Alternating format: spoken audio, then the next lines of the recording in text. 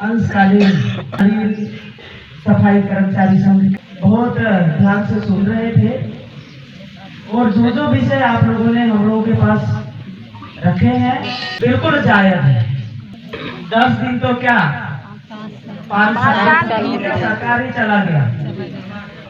उन्होंने अपने हिसाब से 50-50% का आप लोगों के मांगे बिना अगर कर सकता है तो भारतीय जनता पार्टी घोषणा पत्र में जारी कर सकता है। गारंटी मोदी जी का गारंटी है और निश्चित है कांग्रेस जैसे तो झूठ बोलना हम लोगों को आता नहीं है। विषय तो एक ही है सभी लोगों का। आप लोग नियमितीकरण के लिए बात किए हैं, संविदा सिस्टम खत्म हो जाए ऐसा आप लोगों ने हमारे पास प्रस्ताव को रखे हैं, बिल्कुल जायज है। हमारे तरफ से छत्तीसगढ़ के समस्त अंशकालीन स्कूल सफाई कर्मचारी रसोईया कर्मचारी को बहुत बहुत धन्यवाद देना चाहता हूं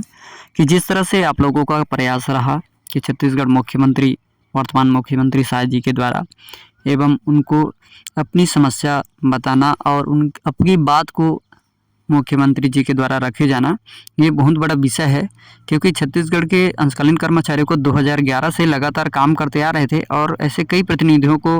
पिछले 11 सालों के बीच में सभी अपने अपने क्षेत्र के विधायक प्रतिनिधियों को ज्ञापन सौंपा था, लेकिन केवल सकारात्मक पहल नहीं हुई थी। ज्ञापन का आज जो वास्तव में उनकी मांग है, उनकी समस्या है स्कूल सफाई कर्मचारियों को, जिनकी समस्या को अगर कोई समझे वही उनकी समस्या का निदान कर सकते हैं। तो आज मुख्यमंत्री शाह जी ने इनकी समस्या को समझा और उनकी हर एक बात को कहा और पिछले पूर्ववर्ती सरकार के बारे में तर्ज करते हुए भी कहा कि जो वास्तव में आज वर्कर जो काम करने वाले हैं, छत्तीसगढ़ के जो न्यूनतम वेतन के दर पर काम करने वाले लेबर हैं, आज उनको भी न्यूनतम दर का लाभ नहीं मिल पा रहा है। और ये भी बात बहुत ही सरलता से कहा और सहानुभूतिपूर्वक भी कहा है कि छत्तीसगढ़ के जो कर्मचारी हैं, स्कूल सफाई रसोईया कर्मचारी जिनको अंशकालीन के रूप में करते हैं, और उन कर्मचारी की जो मांग के संबंध में जो घोषणा पत्र के बिंदु में पिछले वर्ष में चुनाव होने के पहले भी स्कूल सफाई कर्मचारियों द्वारा घोषणा पत्र में उनकी मांग समस्या को रखने के लिए भी कहा गया था। इस बार भी कर्मचारियों की मांग में, लेकिन शासन के पक्ष में कर्मचारियों को श्रमयुक्त दर के माध्यम से जो वेतन मिलता है 2 घंटे के हिसाब से, उनकी वेतन में वृद्धि को 50% की वृद्धि, तो यदि 25 को देखा जाए तो 12 से 13 यहाँ तक अगर 50% वेतन में भी वृद्धि करते हैं फिर भी स्कूल सफाई कर्मचारी की वेतन जो है सकारात्मक नहीं हो पाता। क्योंकि कर्मचारियों को चाहे वो कोई भी कर्मचारी कोई भी विभाग का हो, उनका मूल रूप और मूल वेतन है वो श्रमयुक्त दर हिसाब से जो आज वर्तमान में 10,100 जो कुशल मजदूर को अदा किया जाता है, जो कि 8 घंटे के रूप में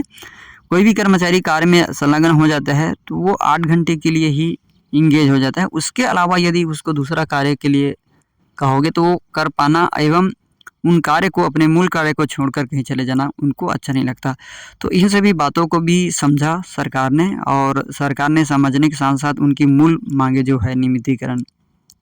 स्थायीकरण की, कि कर्मचारियों को इस प्रकार का डर रहता है कि कहीं बीच में नौकरी से ना निकाल दे, और एक प्रकार से सुरक्षा भी काबिज होना चाहिए कि हम इतने वर्षों से अपनी सेवा देते आ रहे हैं और कुछ कारणवश हमें नौकरी से एकाएक निकाल ना सके, एवं उनकी कुछ सिक्योरिटी भविष्य के लिए भी जवाबदारी बनती है कि हम लंबे समय से कार्य कर रहे हैं।